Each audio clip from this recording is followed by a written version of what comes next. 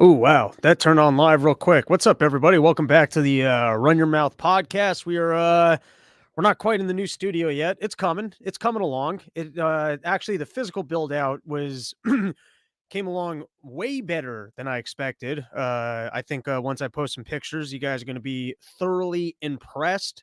I was actually surprised by how much soundproofing equipment I actually packed into this apartment.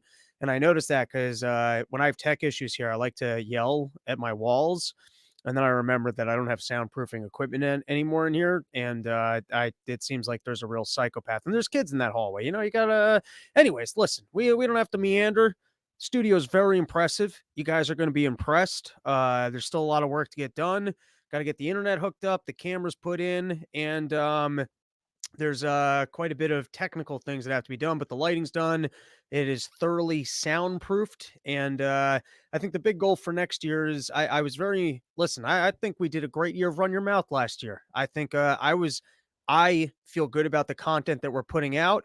And now it's time to try and highlight it a little bit better, cut better clips, get the green screen going, make everything look professional. By the way, if you guys have names for what we should call the new studio center, the Rob Bernstein Burn Center, the Association for Human Advancement.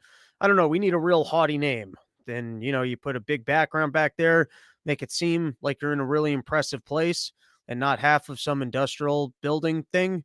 Anyways, listen, I was hoping that we wouldn't do an episode until the thing was built out, ready to go, but then they dropped these Epstein files, and we had to get after it. I mean, there's too much things out there to be talking about. I also did and sorry, maybe I should say this later in the episode because I don't want these two things to get confused.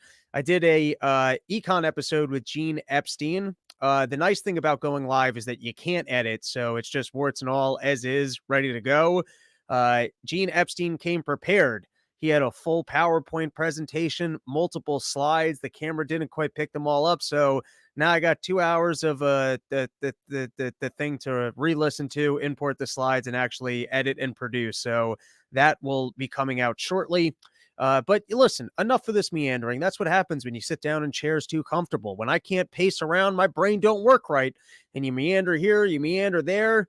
But soon enough, studio will be built probably by the end of this week. Oh, I also had a hilarious fall start with David Collum, which everyone go ahead and read his end of year recap because he was hitting on things that, sometimes I guess what I'm describing is just bias or whatever they call it. Like I said, if I can't pace around, my brain doesn't work right. That's why I was a bad student. They made you sit in seats. And I was sitting there like, hey, can I just pace around to the back? If you let me pace around to the back, I might actually be able to listen and pay attention. Anyways, we were doing an episode on Friday, and it turns out I didn't pay the internet bill. And so it was actually on me. You see, that's what's nice about me, though. I'm willing to admit fault. Usually it's Optima's fault.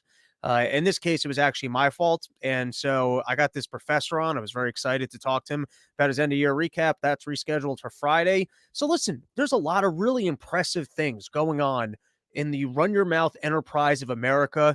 There's a new studio opening, the Advancement for Human Development. There's I got the Gene Epstein episode coming out. I got this episode coming out with David Collum at the end of the week. We got good things going on. But in the meantime, why don't we get into Epstein's Island? Because they did release some new information. And if you're out in California, January 20th, me and Dave Smith are going to be doing the Bree Improv. Then Connecticut people, weekend after that, we're going to be in the Stress Factory at Bridgeport. Show up. I want to work more of the local clubs.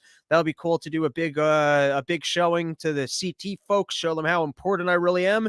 They don't realize it. I'm hanging out in town. They just think, hey, this guy's been here forever. They got no idea part of the problem, how massive of an institution this is and how we pack out clubs on the road. So local people come hang out, come party. And then I might add some more dates along with the Dave Smith dates because, do more comedy. 2024, going to be a good year. All right, it's 4 minutes and 35 seconds into the show, and I haven't said one word because I don't like sitting down. But what are we going to complain the whole time? Let's get into the Epstein stuff.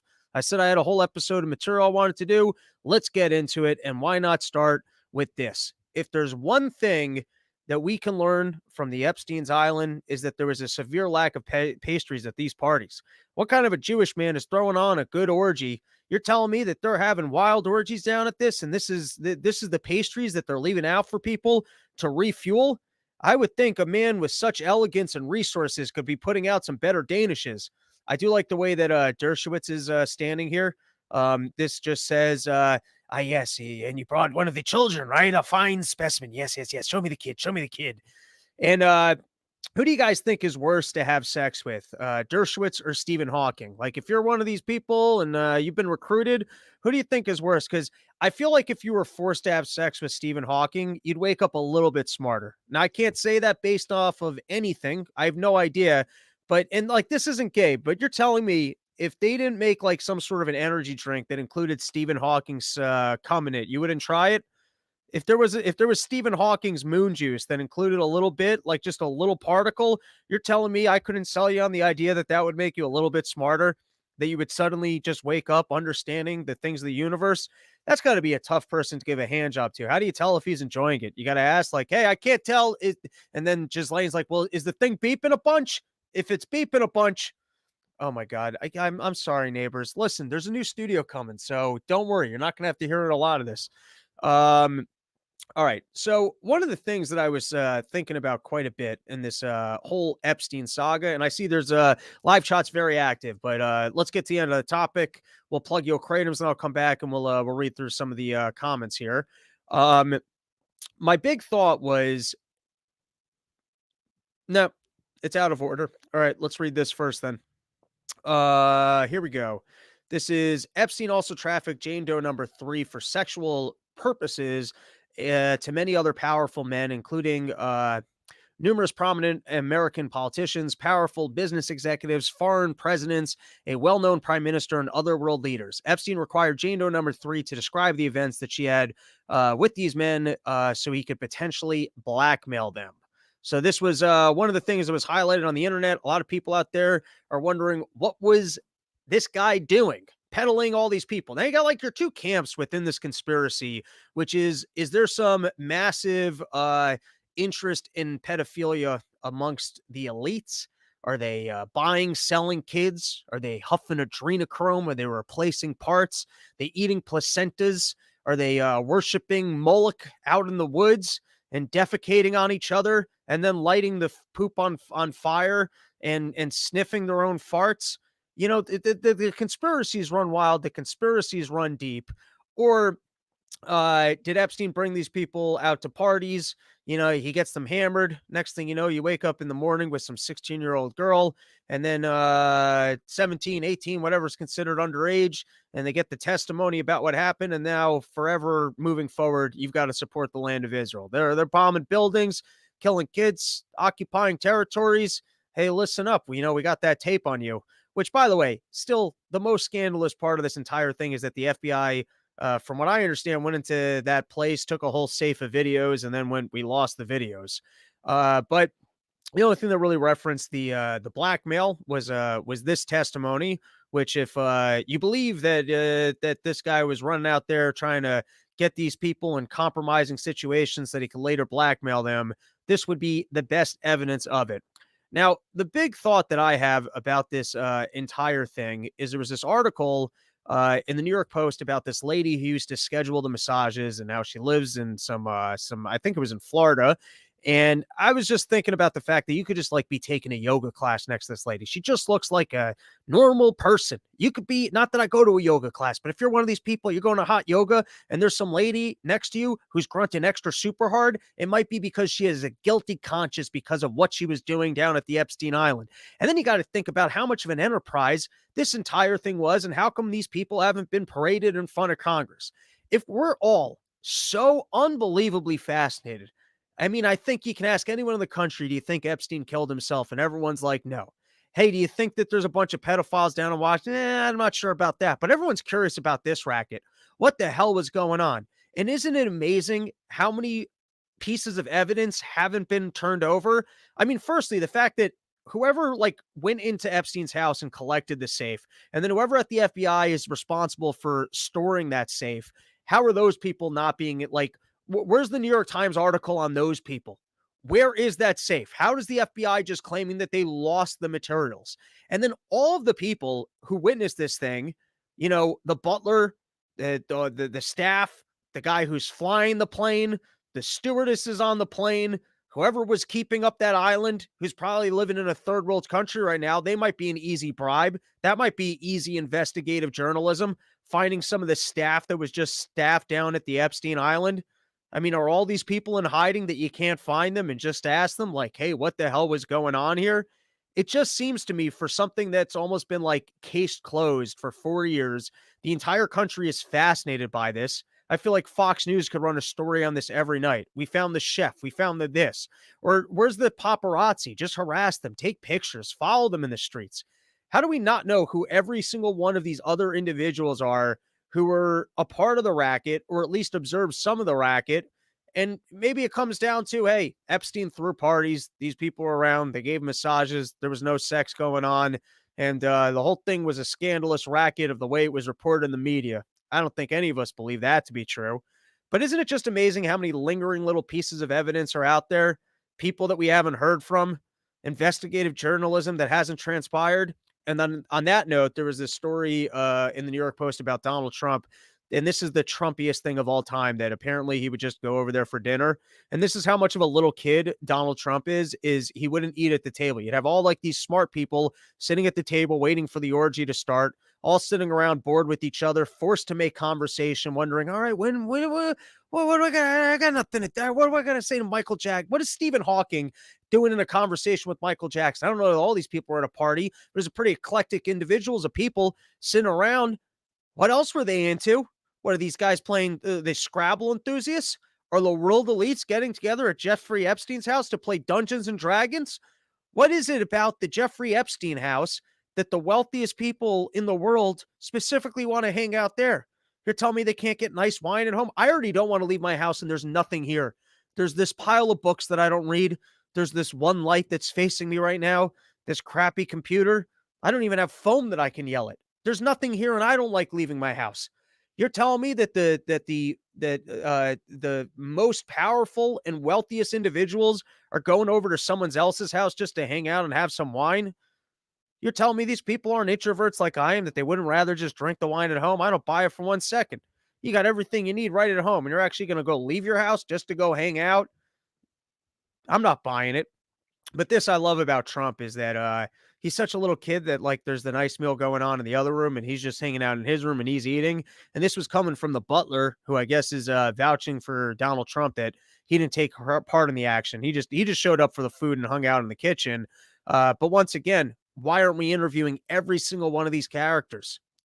All right, next one. We got 2 more slides on the topic, and then I see all you people in the comments. I promise I'll take some comments. I hope I haven't looked at the comments and it's going to be a parade of "we can't hear you," which has happened before. Here's some free legal advice. Epstein, he had the greatest legal counsel of all time. Or, yeah, I guess he did. I mean, he got off. Alan Dershowitz got him off first time, got that plea bargain down in Florida, until people were like, hey, what happened that this guy's just off the hook? And by the way, talk about people worth interviewing. The prosecutors that gave him the plea deal, whoever that random person that it was reported on said, oh, this is an intelligence asset. How come every single one of these people hasn't been, documented in the newspaper or in front of Congress? How come there isn't a total overhaul of the Justice Department or the DA or whoever's office did this to be like, I don't understand. Why was this deal put together? All right. But anyways, here's some free legal advice. The late financier Jeffrey Epstein invoked his constitutional right against incriminating himself about 600 times in testimony for a lawsuit brought by Virginia Jeffrey, who accused him of sexual abuse, which is once again a friendly reminder to keep your fucking mouth shut. There you go. Best legal advice money can buy. Keep your fucking mouth shut. And then here's the other takeaway. And I'm not the first one to say this, but we all need to find our Ghislaine Maxwell in our lives. I mean, it doesn't the relationship just seem so obscure that this lady is so devoted to Epstein? It's like almost like, I guess, her father recruited Epstein to be like, all right, next generation Mossad, where you guys are going to go out there. Here's the game plan. And here's my daughter, and she's going to help you with it. But for some reason, the daughter seems to be subservient to Epstein, and she seems to really like it. She's yelling at the people, hey, don't make me go in there and make sure that the guy has an orgasm. Don't get that guy upset. She's overseeing everything. Here she is massaging the fella's feet. Have you ever seen a lady so stand by her man as this lady? There's something so oddly human about the despicable behavior that for some reason, I guess replacing dad. It's the old girl, the just storyline. Look at me, I'm sitting in my chair, so playing armchair therapist, recreating, I guess, whatever she had with her pops. That her pops was a powerful man out there running the spy racket, and so family business. We got to keep this thing alive, and so she's gonna see it. But isn't there something so weird about like oddly human behavior of for some reason, I guess being like a low self-esteem lady and totally adoring some dude and catering to his every need while at the same time doing the most despicable things or supposedly. We haven't gotten all the reports of what was going on down there yet. All right, that is it on this topic. So let's delve into the chat. Let's see what's going on over here. Man, wild. All right, we got Moby D, 2024, trying to convince my buddy, archive Stormcloud streamer to switch to podcasting. Any tips?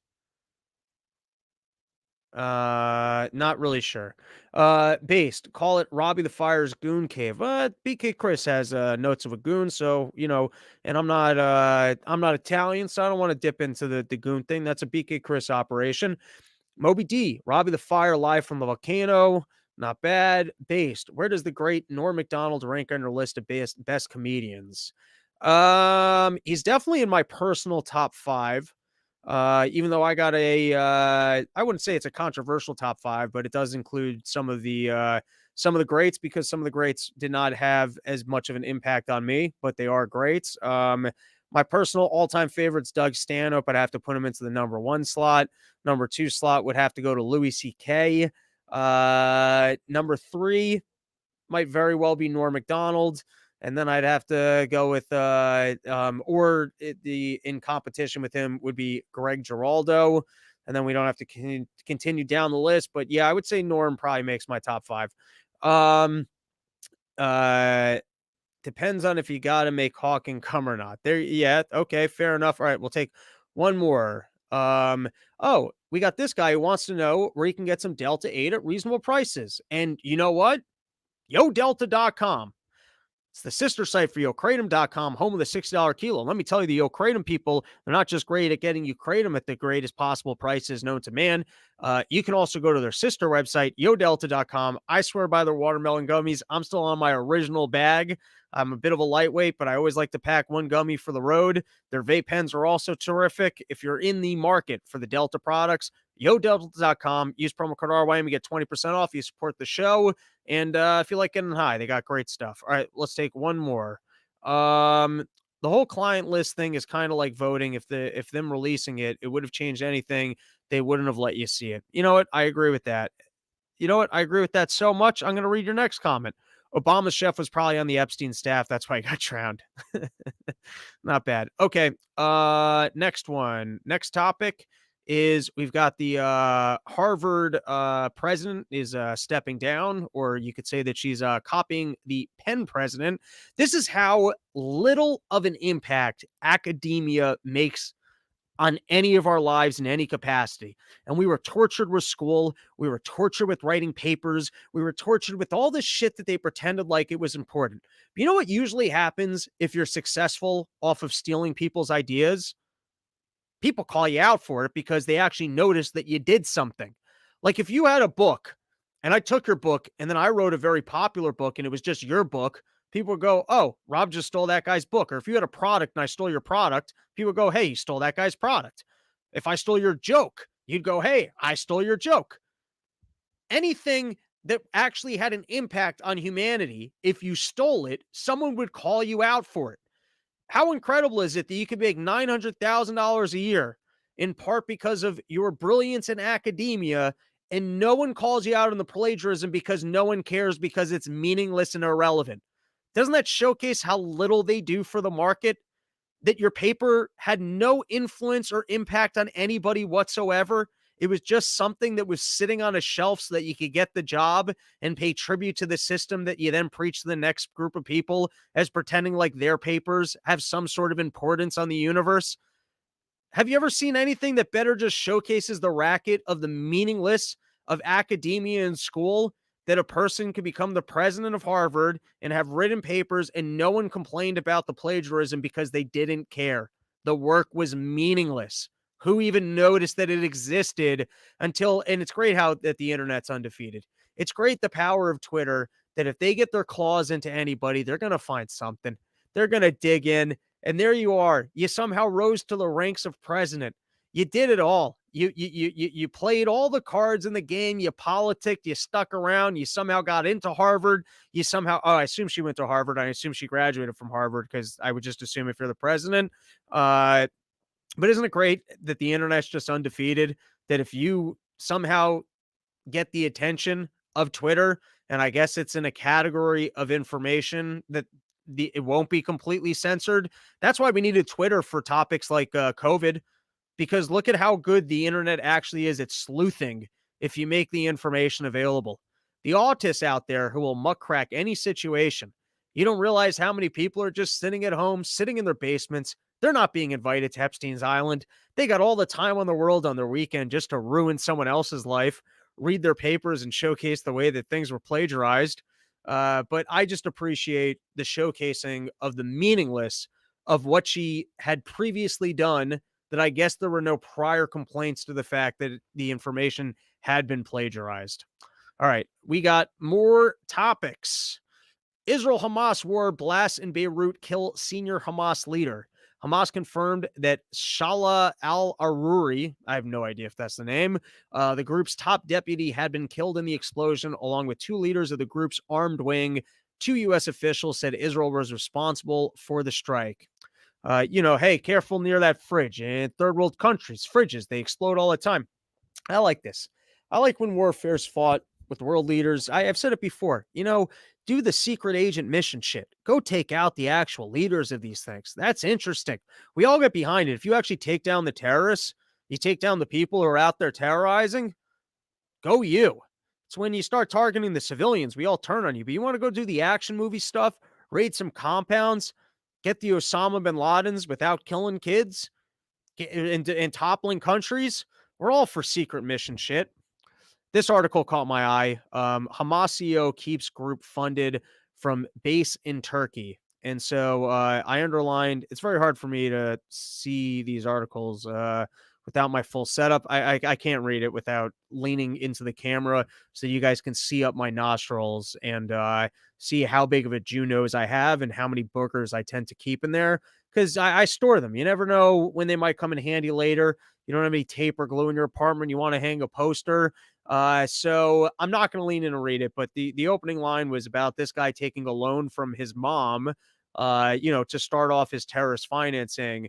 And I just love that was the origin of a lucrative business. His mom, I swear, this terrorism thing's really going to pay off. I just need a little bit of money to get started. I know Dave Smith has talked about this before, the beauty of freedom and capitalism, that a Jew in New York could get into a car with some Muslim guy, and the exchange of money that I want to go to there, you both can get along. This is, to me, this is an even further stretch of that concept, which, by the way, I might be butchering. Go listen to Part of the Problem. You can hear it from him. It's a lot smoother. But, even this guy, if you told me, like, hey, there's this one guy with great stock tips, and he's so good at investing that he's actually made Hamas a fortune, would you take that guy's stock tips? Or look at it this way. If you needed to move money around, for some reason you were engaged in illegal behavior, needed to move money around, and someone goes, hey, I can get you the number for this guy. He's so good at this. He keeps getting money to Hamas.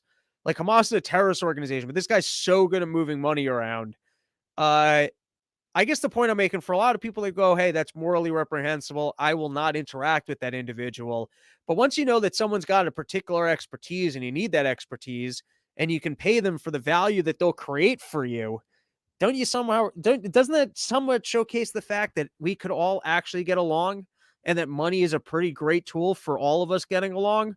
Where all of a sudden I don't know if Hitler, let's just say Hitler retired from the whole killing Jew things, and then he figured out how to cure cancer, like all cancer. Like he totally had it down to a science. And he reformed himself, and he could go down to the Hitler Center for Cancer Reform. No one was able to duplicate the technology. No one could figure it out. And you had to pay Hitler to cure your cancer. Would you do it? Or would you go, hey, I'm not going to give Hitler any money. That guy killed all those Jews. I can't be paying Hitler for nothing. Or do you kind of get what I'm seeing of just how well capitalism can work in terms of random people getting in and getting along with each other if they have the freedom to interact, and how well money can balance everything, that even people that you otherwise would despise, you could engage in free exchange with. All right. Next one. What else we got? Your $8 for Palestinian terrorists. Oh, this is shit. All right, we're gonna have to do this on a future one. The reason I think that this is an important read is that we've bashed Israel quite a bit. I stand by what I've said on the show. I think the way that they've engaged in Gaza and pretty clearly killed civilians is inexcusable. This article, though, sometimes you do read things where you're like, these people had it coming. Not quite, but there's some that reframe it a little bit. And so in this case, this is the article, and it's a Wall Street Journal opinion piece, so maybe it's not entirely factual, but it's about the Palestinian Authority uh, making financial payments. I wish I remembered the specifics, but it's basically rewarding the families of the terrorists that were involved in the last terrorist attack. And that's probably with money that we send, or at least according to this article, send to the Palestinian Authority. And then this is where you're just like, both sides are wrong. Like, Israel can't be killing civilians, but like, you guys can't be taking $8 and then sending it to reward the terrorists for having engaged in terrorism. Um, all right. And then this was the last thing. Oh, yeah. In terms of talking about doing cool shit and going on the secret agent mission stuff, you want to sell me on supporting the army? Quit going for grand slams and home runs and overthrowing countries and spending all this money, and go back, start hitting some singles, start pulling off some successful missions. Build up your drone program without killing kids and innocent civilians, and go, look, we're spending this money and we're taking out the evil people. Look, we went on this secret mission, and how is it that, like, what's going on with these shipping lanes? This is how they're going to get us into a war. You're going to keep getting letters from Amazon. Your shipment's been delayed because of Houthi rebels. And you're telling me we can't get out into the ocean, get ourselves some cool ass pirate ships, get some submarines out there, and fucking rock the shit out of these people? Why is it that every time you actually need government to do something, they're unavailable? You'd think protecting some oceans for your biggest freight ships, that would be something that, or the freight ships, isn't there enough money in that industry? Are they allowed to hire their own boats and shove machine guns on there? Hire Jack Bauer type characters to live on the boat with them? Just wait, like, just have a Clint Eastwood on the deck and go, make my day. Or are they not allowed to? Is it some sort of an international law that they have to rely on the governments, who then can't actually, throw some ships into these oceans and actually do something? It's like the same thing when you call the cops and you actually have an emergency and they can't do anything. You're telling me you spend all the money on this military. They're always losing these wars. They're killing and droning kids.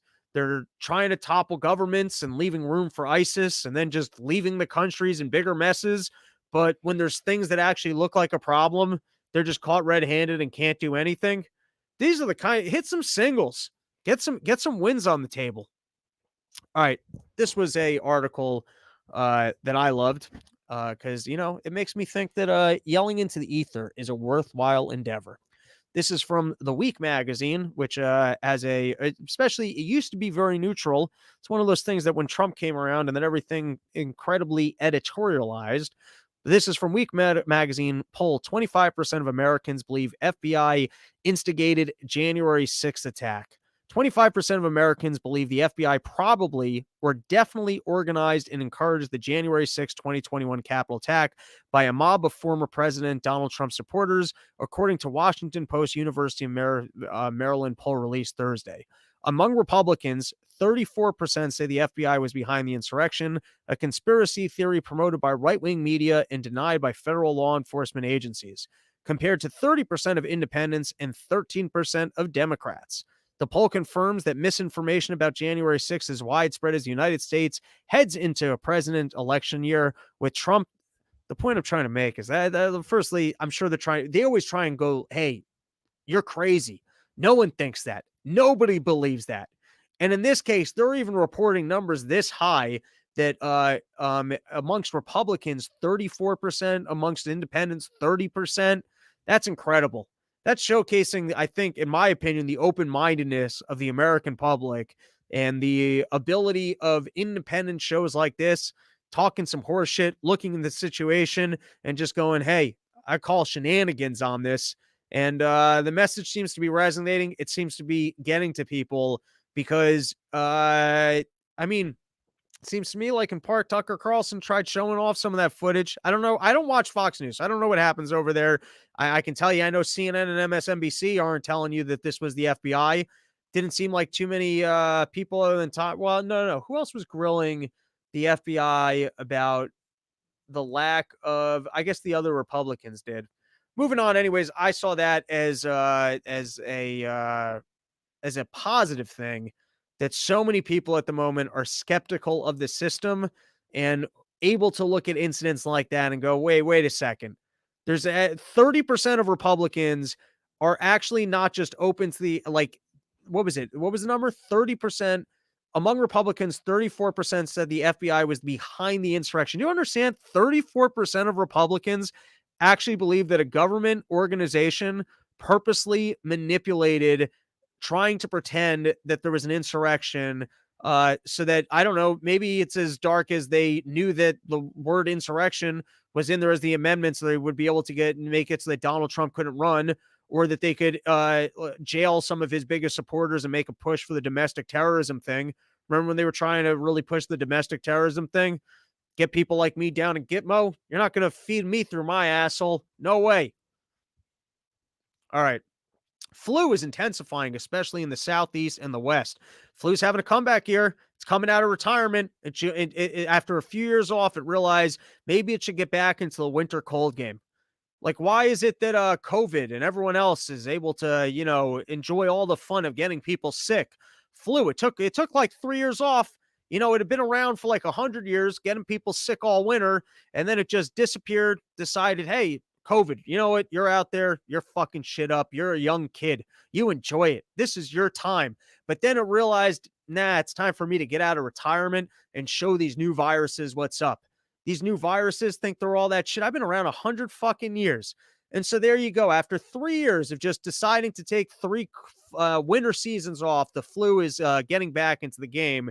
And really the reason why they're publishing articles like this, it's a warning because many of us have gotten back into seeing our loved ones. And remember, the better strategy is to delay the things that might get you sick by staying home so that eventually you go out and you just get it anyways. But remember, don't see your loved ones during the holiday season because you might get sick sooner. And so you might as well stay home, be a reclusive individual, and then maybe sometime down the line expose yourself and get sick. But in the meantime, don't be hanging out with loved ones because you might get sick sooner. And you might as well delay it for, just because it's always better to get sick later. I think that's the strategy when it comes to engaging in life is don't engage, delay engaging in life. And then at some point you'll get sick, but at least it happened at a later point in time. It's like somehow you win by getting the flu last. All right, let's take a couple comments and then we got more show coming. Epstein talk in the MSN usually is prejudice for something huge.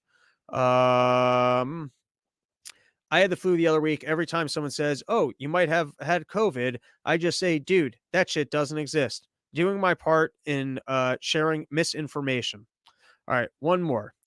His insight on the uselessness of academics and the university system would be interesting in conjunction with your good interviewing skills. Thank you, Mr. Based. All right, Let's go. Next topic. Next topic. We got a couple more to cover. Trump received millions from foreign governments as president report finds. You got the liberal media now. They're trying to go, hey, you think Biden's corrupt? Well, look at President Trump and look at the millions of dollars. And then it's 7 point. It's not even a lot of money. I mean, by the way, I actually think everyone in government, they're all somehow taking payments. They're all part of the racket. They've all got some sort of a scheme going. The bigger story is Saudi Arabia's DAR, this is from a year ago, signs deal with Trump family for RYM projects, where I think they've paid billions of dollars to the Trump family, mostly just to use their name. I don't think the Trumps are completely innocent of taking foreign money. I think all these people are in the game of taking foreign money. It's just really a question of I guess whether the alignment, like if the Saudi alignment is that we just continue to hate Iran, I guess buy their oil and sell them military goods, and I guess look the other way on whatever the hell they're doing in Yemen, which is the I guess the worse or more disgusting part of it. But it doesn't change the fact that what there is something to, hey, why are we screaming and yelling about the Biden corruption when the Clintons seem to have been getting a ton of that Saudi Arabia money when she was in the State Department, and then suddenly she's out of the State Department, and I guess the Saudi Arabia, which loved the Clinton charity, suddenly didn't seem to be that interested in the Clinton charity. Why would her involvement in government, in her post in government, indicate this Saudi Arabia love for the charitable work that our organization was doing? And to this, did anyone know what the Clinton Foundation charitable work was? But then on the same note, it seems like Trump was getting some nice Saudi Arabia money when he got out of office also. But the couple $1 million for Chinese people, I mean, it doesn't even seem worth reporting on. Supreme Court will take up President Trump's eligibility to run for president. That's a bit of a development. They're going to rush this, before the primaries and make a decision about whether or not states are allowed to take him off of the ballot. The only thing that even in the framing I thought was somewhat channeling that the Supreme Court I find is lazy. They like to stay out of things as much as possible. Hey, are you allowed to have child labor? Are American companies allowed to purchase child labor? We're not even going to look into whether or not this is child labor. That would be up to the Congress to decide. Abortion, that should be up to the states. It seems to me like as much as possible, the Supreme Court prefers not to exert its authority and defer to other people to make decisions.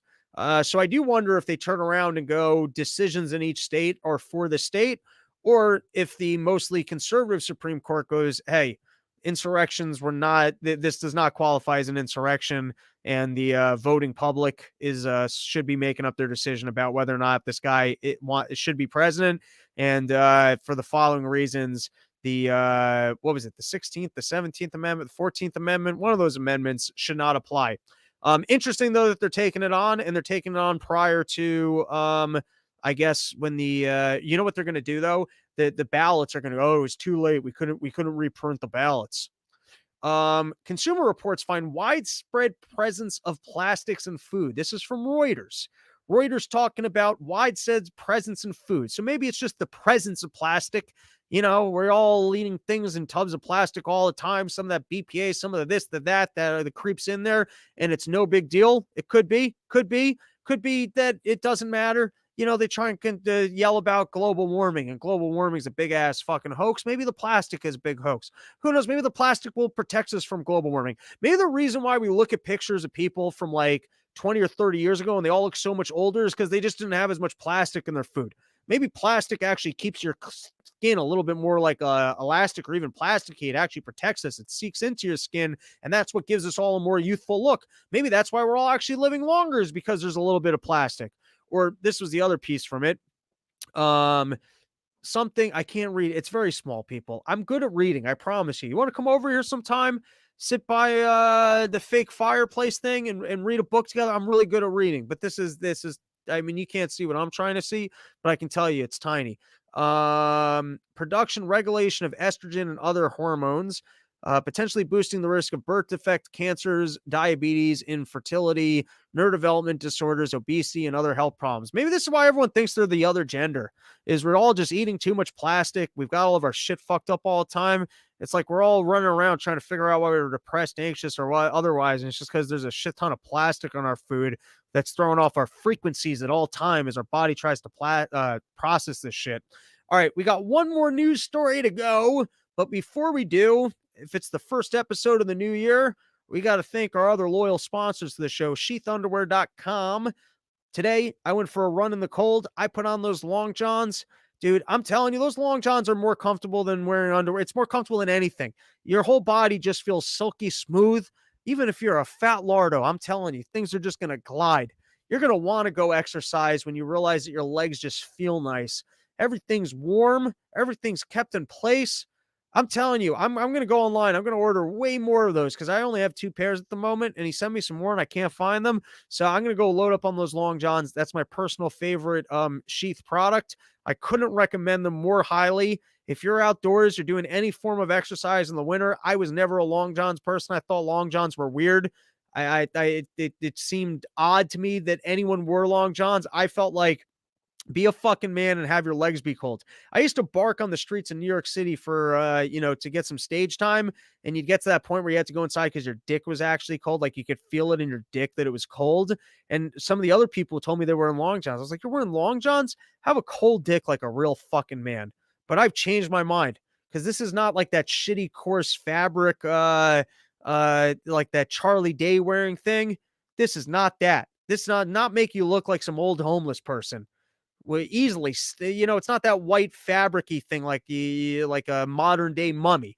It's silky smooth, makes your junk look bigger and better. I'm telling you, sheathunderwear.com, use promo code RYM, get yourself a pair of those long johns. And by the way, I think they have the sheath guarantee if you don't like it, but you got I can't make promises there because I don't know that for fact. But I'm putting my slap of endorsement on the long johns. All right, last topic that I want to get into. We'll take a couple comments and then I do want to focus on this one for a minute. Is just jazz real? I had the flu the other week. Every time someone says, "Oh, I already read this." The plastic in our food, the plastic on our fingertips, and the rampant pornography addiction with people who call themselves trans. Okay. I want to read a little bit of this article. So the next episode coming out is the Gene Epstein article, and off the bat, we had a humorous debate about Gene's ability to, properly record burger prices. It's a pretty Jewy moment. I think you guys will enjoy it. And off the bat, I was wrong. Gene was right. I was wrong. I shouldn't have questioned Gene. Gene's great at producing data. It was comical that I questioned his ability to look at a McDonald's sign, thinking of the nuance of the other charts and things that he looks at. Sometimes I'm not that good at thinking on the fly. It took me a little while to process what my confusion was, and I was trying to. I luckily have stuck away from fast food. I'm a fat guy by nature. I don't eat healthy, and so I just kind of kept a line in the sand that I didn't grow up eating fast food. And so when I kind of stopped with the kosher thing, I just never started with that because sometimes you know that there's a line that if you pass it, it's just going to be too much of a problem. I remember once though being in a Friendlies, and Friendlies, I haven't been there for years. Friendlies used to be the spot, like as kids after like ball games and stuff. Sometimes we would go to Friendlies. I remember a couple times coming back from and this was in the coast reading days, so I wasn't really, we wouldn't like stop at a restaurant. But I remember, and this is some college stuff that you could just eat Friendlies at 11 p.m. and then be up for the rest of your car ride. That would be the thing that you would pound a giant ice cream sundae to get through the rest of your ride as if that was real food. Man, do I miss those days. If you've got like 14, 15 to like 24-year-old kids, forget chasing women or getting laid. Just enjoy being a fatty while you can, while your body can just process it, while you can have bitch tits and not have it bother you, and you can eat a box of cereal and just play some video games and not feel like a loser. Go jump back in the pool, get back out of the pool, and find whoever's mom's house you're at to make you another snack. Dude, enjoy that life while you can. So I remember though once being, and I guess this was at a different time period of stopping at a Friendlies and like the burger price, I'm making up the pricing. All right. Now I'm being very careful with my words after the scrupulousness of of having Gene pull up the econ charts and tell you all the things that you were mistaken about. But I remember that there was a huge mispricing on the Friendlies menu between the combo meals and the regular dishes. And when I ordered something off the combo thing, I realized it was like little kid servings, and I was like, they got me. And so Gene had handwritten down the pricing from a number of restaurant establishments. And in my head, I guess I was just curious about the portions of the actual things off the combo things because of this one experience at Friendlies. I did not articulate that at the time. Sometimes, like, I can't really place why I'm confused about something in the moment. But at the end of the day, we walked over to the McDonald's afterwards. It was clear as day on the board. It seemed to be normal things, whatever. Anyways, go enjoy that episode. Um, that episode was interesting because I really wanted, and I hope to track down Gene for another episode because I noticed I'm gullible. I read a lot of Zero Hedge, and there's some big themes that I don't fully understand, but we talk about on the show extensively. It will come up again on this episode coming up with David Collum on Friday. And I mostly have avoided putting money into the stock market. The reason I've avoided putting money into the stock market is that I guess if you have a loose understanding of credit asset bubbles and you look at, and I don't understand all the particulars, so I'm letting you guys know, I don't understand all the particulars of what took place during quantitative easing. But from what I understand, there were a lot of stock buybacks of corporations, taking money and then just buying their own stock and boosting up the prices. And if you look at price to earning ratios of companies. Once again, I haven't done the charts. I haven't looked at all of this, but it's something that David Collum got into, and we're going to be talking about on Friday. It would seem like the stock market's at all-time highs, and I wonder, is that because of some incredible forecast of growth? Is that because of what we see with AI and people expecting some glorious economy? Or is it just the new asset bubble that the Fed made capital available to a particular industry and everything's way up? And now, you're gambling. Is the Fed money, the spigot, the Fed put going to run forever? And if the Fed put's not going to run forever, is that the last place that you want to have your money? I also question, is there some sort of a commercial real estate bubble going to go pop next year? And I don't know, do they pull some sort of a subprime mortgage type thing where they collateralize those loans and you're going to see a lot of liquidity leaving the system, and all of a sudden all sorts of asset prices coming down? I don't know. I don't know if commercial loans are as large as the subprime mortgage market was. I guess it probably isn't because of the volume of people's houses versus commercial real estate. Like I said, I don't know the particulars. I just read the articles and I'm very gullible. The other one I get very gullible about is that you read currently the amount of debt that we've added over the last couple of years, where I think I think now we're paying $1 trillion on the interest alone. Once again, I'm shooting from the hip here. I don't have the charts in front of me. I could be getting this dead wrong. And what was the other thing I read? I think it was like it took us like a lot of years to get to like to be adding. I think we added like 6 trillion last year, which is like it usually took like 3 years or something before you're adding 6 trillion. But the question is, at some point, are we able to keep financing this debt?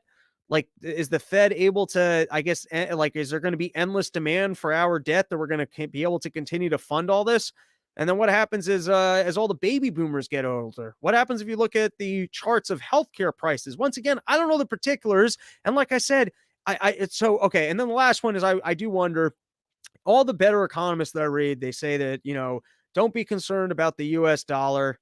It's king shit. Everyone loves it. Everyone's stuck with it. No one else trusts each other. And this whole brick storyline is nonsense.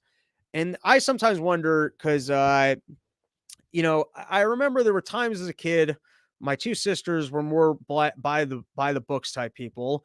And I was a little bit more, I don't want to sit at the table. I'm not sitting at the table. And I remember that would drive them nuts, because it'd be like, wait, I thought we all have to sit at the table. And I would tell them, hey, instead of like complaining that I'm not doing it, just go do what you want to do.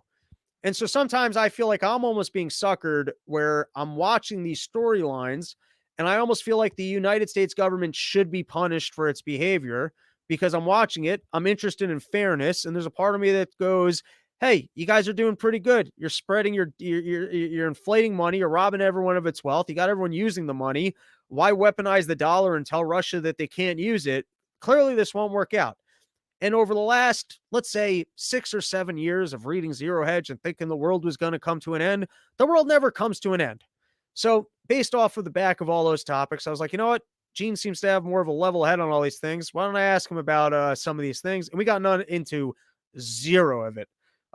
We had done an episode previously on part of the problem. We were talking about responding to Biden selling. I don't even remember. Geez, it was something to do with the Biden economy. And interestingly enough, I remember I had said something in that episode where, but when I was done talking, I thought I had a Kamala Harris moment where I was like, I think what I just said was batshit retarded.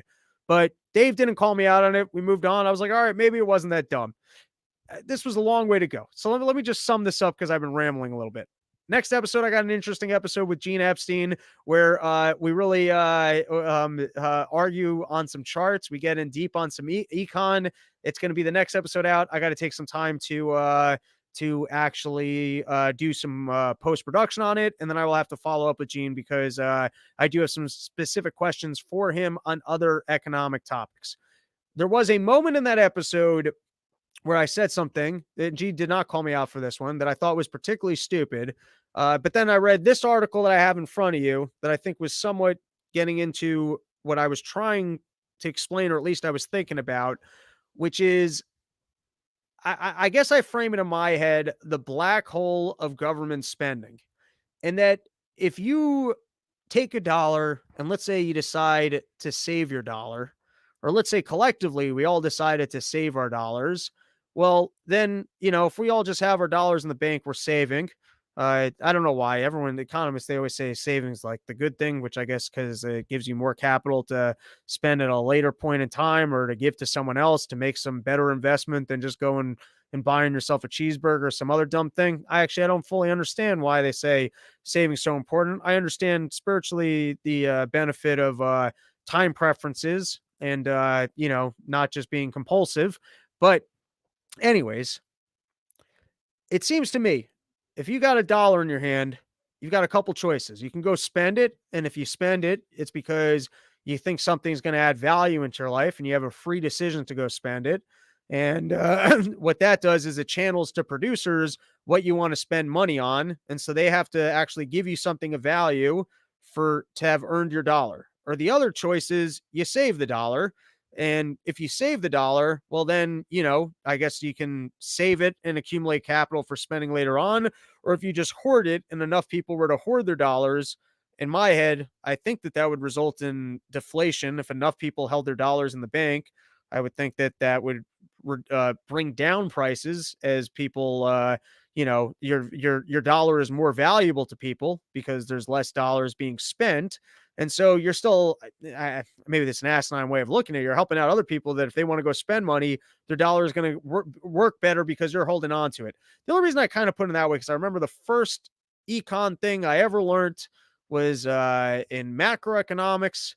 It was the first class. And they were talking, I think they were trying to preach a socialism. And the problem was saving. And that when people save their money, there isn't enough money.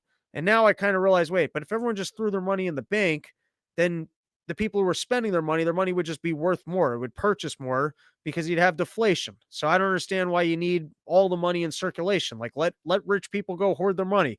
If Jeff Bezos wants to take all of his money out of circulation and just put it in the bank, if every billionaire doesn't want to spend a single dollar of their money, wouldn't that just make all of our money more valuable? Or maybe I'm dumb. Maybe I don't understand the economy. Maybe Jeff Bezos getting out there and spending all of his money puts more restaurants into business and keeps more of the circulation. But then that would be a reason to just put more money into the system and arguing. All right. Anyways, I'm talking in circles. So let's get back to what I was trying to say, which is there's something odd to me that I guess if you make use of your capital, either by spending it or saving it, it seems to help the economy because either you're spending your money, you're signaling what you want to purchase, and then producers can sell it to you, or you're saving it, and then it's out of circulation.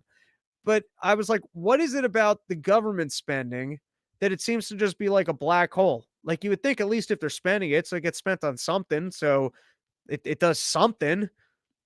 And so I was reading this article, which I think gave a slightly better explanation for what I was going for. So oh, I probably can't read it. All right, everyone, you go do your own homework. I did enough episode for one day. It was called "What the Fed Accomplished: Distorted the Economy, Enriched the Elites, and Crushed the Middle Class." And you know what? I can read. Let's just read a couple paragraphs. Indecisiveness to the extreme. That's what happens when you sit down in chairs. Let's consider how the Fed fatally distorted the economy by suppressing the cost of capital to less than inflation. Recall that the Fed crammed ZERP, zero interest rate policy, down the throat of the economy from 2009 to 2020, while the official ate up 22% of the purchasing power of the dollar. Inflation was never 0%, so the cost of capital for corporations and financiers was actually negative, i.e., less than inflation. Reducing the cost of capital and multiple distorting effects. A useful analogy is the critical of keystone species in maintaining healthy, diverse ecosystems. Risk and competition are the vital forces enabling a diverse ecosystem. Once the keystone predators have been eliminated, starfish, wolves, etc., species freed from risk and competition overwhelm the ecosystem and crowd out healthy diversity. These species end up destroying the ecosystem via overgrazing, destruction of forests, etc. The same dynamic enforced by the Fed has gutted the U.S. economy. Corporations and financiers with virtually unlimited access to near zero cost capital were free to buy up hundreds of smaller competitors, buy back trillions of dollars of their own shares to enrich the already rich managers and large shareholders, and leverage their assets and cash flow into empires of debt, which could be sold or taken public, reaping enormous profits unavailable to wage earners and those who did not have the opportunities to acquire assets before ZERP inflated the everything bubble. It's been estimated that the majority of the S&P 500 stock market rise from 667 in 2009 to current levels around 4,700 was solely the result of corporate buybacks that reduced the number of shares. This artificially increased the revenues and earnings per share. Buybacks were once illegal for good reason. We're not going to read the full article, but let's read a little bit more. All these trillions in near zero cost capital flowed into manipulation, speculation, and the reduction of competition, not into boosting productivity, efficiency, or innovation. So I guess the destructiveness of government spending versus everything else, I guess it's pretty simple. It's just malinvestment. It sends false signals, and so it's actually corrosive versus the signals that you get from people freely engaging in exchange. The result of the Fed's ZERP is an economy stripped of diversity, an economy dominated by bloated monopolies, cartels and platforms generating low-quality, addictive goods and services, which reduce productivity on multiple fronts. It also, I guess, empowers the biggest corporations as they have access to the free money. Lowering the cost of capital to near zero also changed the incentives of corporates and banking leaders. The enormous profits flowed from developing higher quality goods and services or improving customer service. They flowed from manipulating markets with near zero cost capital, borrowing fortunes against corporate commercial real estate, and distributing the gains to shareholders and managers. In other words, instead of having to go out, actually create value for customers, you're able to just engage in nonsense of, spending free money and boosting the assets because you're spending the free money, and, no one gains from that. Near zero cost capital rewarded speculators and CEOs who leverage financial plays, not those investing for long term in America. The Fed's distortions are fatal because they strip the economy of incentives that are positive for the nation, not just corporations and the already wealthy. Lowering the cost of capital to zero also distorted the balance between labor and capital in favor of capital, as the already wealthy, i.e., those who already own collateral and cash flows, could leverage up their assets and income to borrow vast sums at near zero interest to scoop up income producing assets. All right, that is it for this week's episode. Nice to be back. New studio coming shortly. Going to be able to pace around and yell like an idiot again.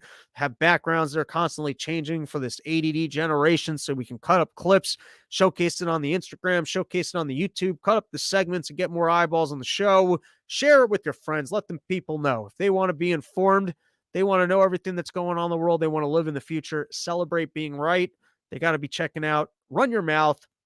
At least 2 more episodes coming out this week. We got the Gene Epstein episode next, and then David Collum live on Friday. I really recommend reading his piece prior to the episode, and then potentially another episode of just me doing this, hopefully from the new studio if it is all set up. Thanks for hanging out. January 23 improv with Dave Smith. Then the next weekend, I guess it's probably the last weekend of January. Going to be at the Bridgeport Stress Factory, also with Dave Smith, potentially adding more solo California gigs that weekend. So be on the lookout. Thanks for hanging out. Have a